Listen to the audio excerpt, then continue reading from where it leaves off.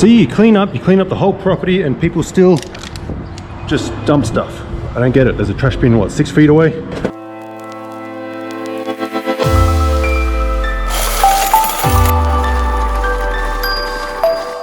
G'day viewers, Chris Atkins here. Welcome back to my channel, The Car Wash Chronicles. We're going to head out to the car washes and I don't know what to expect. So it's the 4th of July weekend. It's the day before, it's the 3rd of July. So come along, check out a typical day at the car washes. We're going to pull up there and we're not going to know what to expect. I mean, I checked the cameras and everything looks good, but it's all about testing things, making sure there's no leaks, making sure the soap works. And, you know, let's just pull up and see what it's like. I have no idea, so it's going to be unexpected for the both of us. There could be homeless sleeping there, so we're going to have to kick them off and take care of any issues so we can run the best car wash in the area. Simple as that. So come along, let's check it out and see what trouble we can stay out of.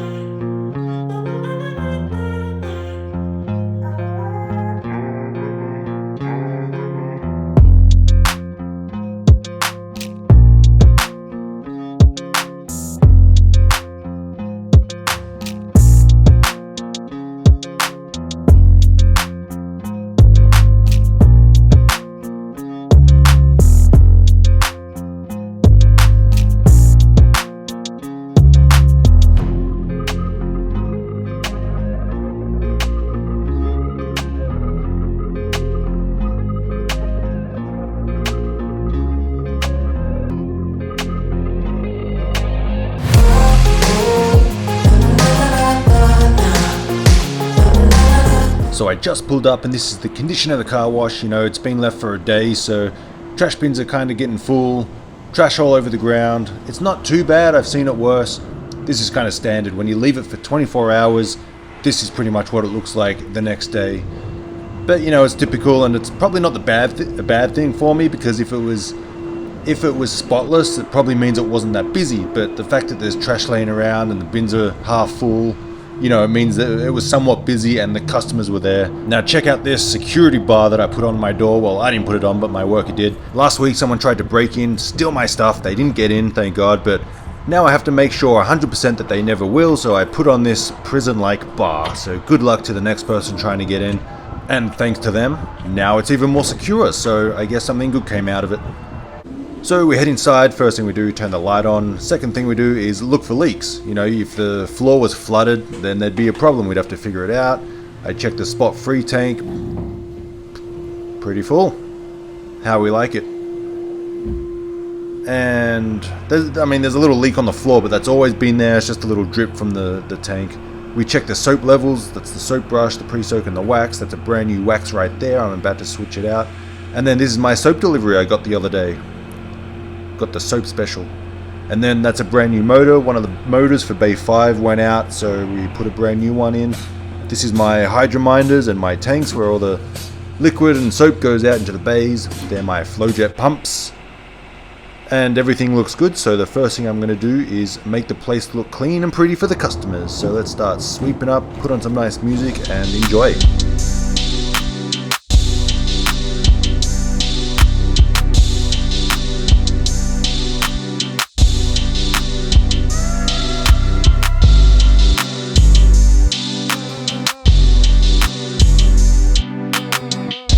And while I sweep around, obviously I look at the vacuums and you can see that the nozzle on the end of this one is missing. Customers seem to like to take it off because they like the big hole, but I mean, that's like one customer out of 100, but I don't like when they do that. So we just have to put it back on. It just screws on. It's very simple. So with this, that you saw that the vacuum nozzle has come off of here, it's very easy, it just screws back on. But I like to put some glue on the inside to, you know, keep it more secure. There we go, glue. So just spray that on the inside. Spray the glue inside there. And then just screws back on. Very simple. A customer could do this if they figured it out. Most don't though. So that's on there nice and tight. The glue's going to dry and keep it in place.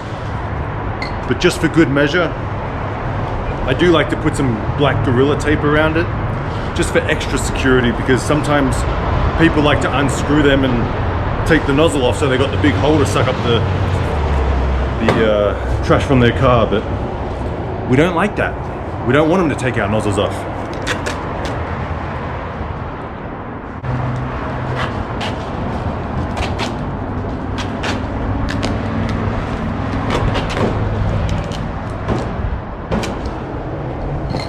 So now that's on there nice and secure. We've got the glue and the tape, so problem fixed. And then of course we've got to empty the trash bins. So I got them all locked up with the chain so no one takes them. And I gave my worker 3 days off for the 4th of July weekend, so hence I am taking over on the cleanup duty. I got 6 of these bins all over the place, so there's no excuse. Does someone have a little dog here? Well, I hope it's a dog.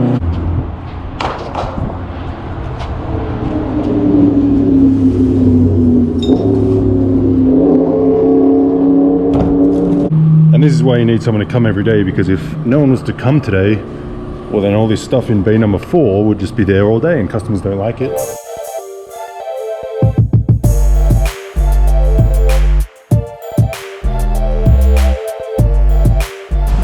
See, the trash bin is overflowing and it's only Sunday. It gets picked up every Tuesday morning, so we've got another, I think, 3 days to go. So I'm gonna have to do what I don't really want to do, but I'm gonna have to get on top and jump up and down and squish it down as much as I can so it can last another couple of days.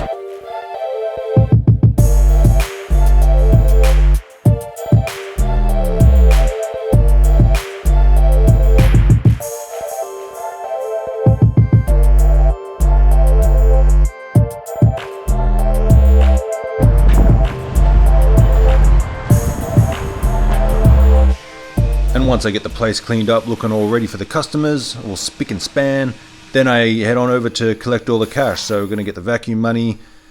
We're going to test the vacuums. You know, whenever I collect the coin, I put a token in and I test the vacuums, make sure they're all sucking really powerful and strong. And that's the bays 1 and 2 for a week. And then I'm going to check the vending machines, make sure they're all full, no jams, and looking good. So checking the vending machine, the worker filled it up yesterday, which is good. Test it out, put a quarter in, comes out. It's not blocked, good. Put that in there. Next one, nice and full. Check it. All good, comes out, good.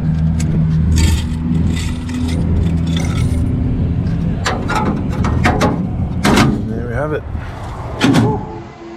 Hard work. It's hard work being a boss of a car wash.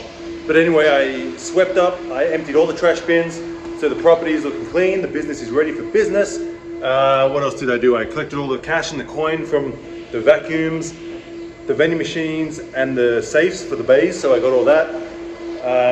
Now I got to count the coins, separate the tokens from the quarters, put the tokens in the bill hopper, take the quarters to the bank, and then I'm going to check the soap and maybe fill up soap if I need to. I'll probably be back here tomorrow, so I won't have to do too much, but so far so good, there's no problems. But I was kind of hoping there were problems so I could show you guys. I was hoping there's a leak. I still haven't tested everything yet, and that's one thing you want to do when you're at your car wash. You want to test everything, see if there's any leaks up at the boom, see if there's any holes in the hoses, and basically just make sure from the customer's point of view, they're pulling in the bay, and how would you want it to work. So we're going to test everything, and I'm kind of hoping there's a problem so I can change it and show you guys. Let's go check it out and test some stuff, hey? So let's go ahead and test it and put in my secret code. So we'll start with the tire cleaner. This is a weep one. At my other car wash I have a non-weep. So you can see it comes out without pulling any trigger. The other one you have to pull the trigger for it to come out. There's not even a trigger on this one, so that's coming out nice. Plenty of tire cleaner, plenty of degreaser coming out of there. Degreaser, so that works, it's the same thing. So dirt remover, one of the customer's favorites. Nice and foamy, nice and thick. People will cover the car in that and they will love it. Takes off most of the dirt, so if you don't have that at your car wash, put it in. High pressure soap. Let's test out the high pressure soap.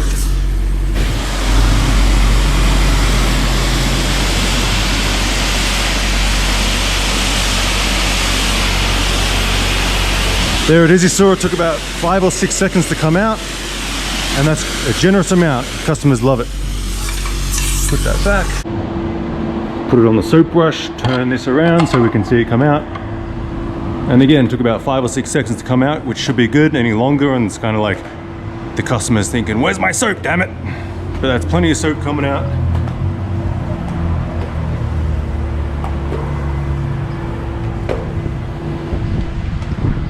And there you go, customers love it. High pressure water, that's good. Wax, let's test the wax. I love these holders with the spring. Ever since I changed them out from the other ones that don't have the spring, I haven't had to change any hoses since. So this is the wax.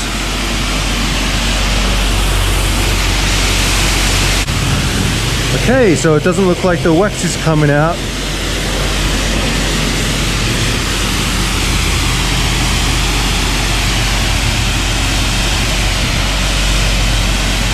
Alright, so it doesn't look like there's any wax in that one, which is good, so I can show you guys. I mean, it's coming out. I just think I need to turn it up a little bit, give a little bit more. Probably change the tip out. Spot-free rinse. Spot-free is working, all good. And air dryer.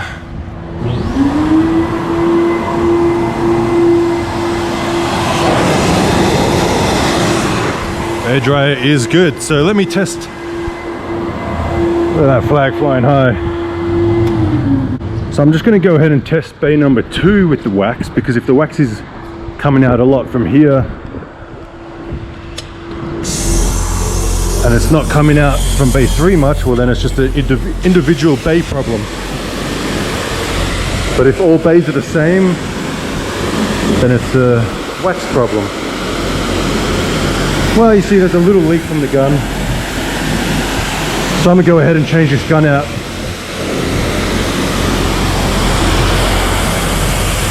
So the reason the wax wasn't coming out that much is because I remembered the wax was getting low and I didn't want to run out. But now that I have a brand new wax over here, what I did was I changed the tip size.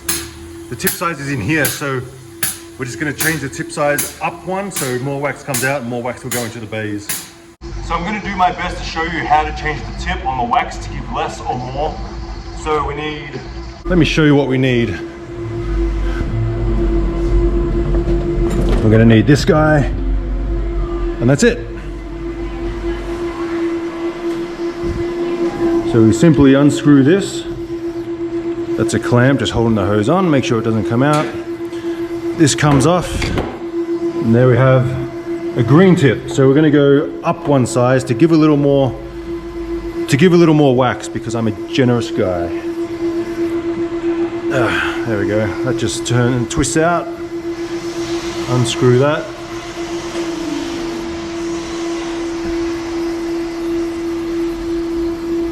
And then it's always good to have a bunch of spare tips. So that's a dark green one. Here we go. See all these different colored tips? I think it's about to get real loud. Someone's putting money in, but this is the chart that shows you. So you got green, and then the next one down is orange, and the next one up is tan, which is a medium brown. So we're gonna get the tanned one, and that should give out some more wax for the customers because it's a bigger hole. I don't know if you can see, but oops. See that there's holes, all different size holes, which determines how much wax and soap comes up into the hydrominder. So that looks like the tanned one to me. So let's go ahead and screw this in.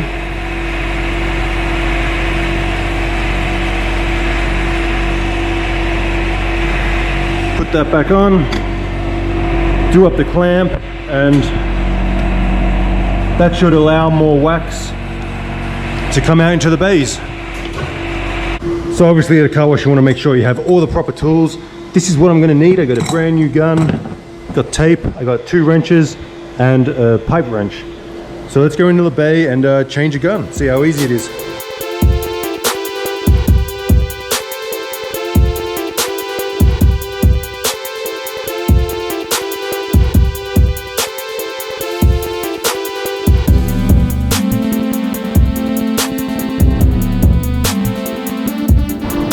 see, you clean up the whole property and people still just dump stuff. I don't get it. There's a trash bin, what, 6 feet away? Too lazy to walk to it. This wasn't here before. I swept the whole property, it was clean. Customer pulls in and now this stuff appears. Fascinating. Anyway, enough complaining. Let's test this, like I said.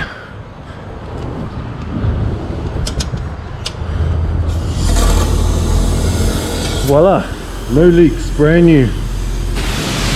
Pressure's good, 1508 tip, straight up and down, good. Back in business, back in better business. This is the last bunch of quarters and tokens to get. Nice and full. And get a good grip so I don't spill them everywhere.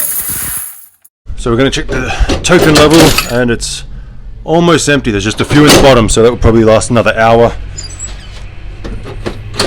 And that one's got a little more in it. But lucky we're here to top it up, so.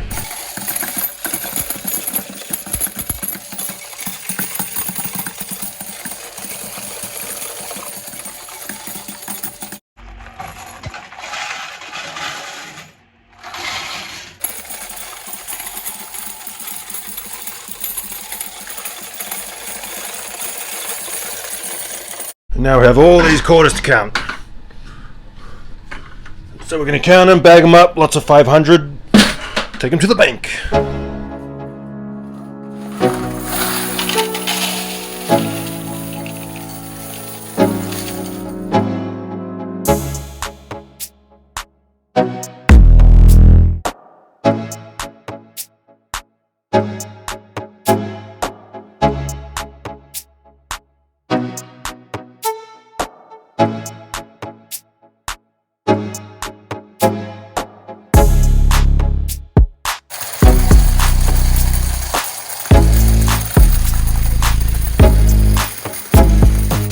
Okay, we're coming up on 2,000 and 2 over. So what we do is we just take 2 out and there's 2,000 in there.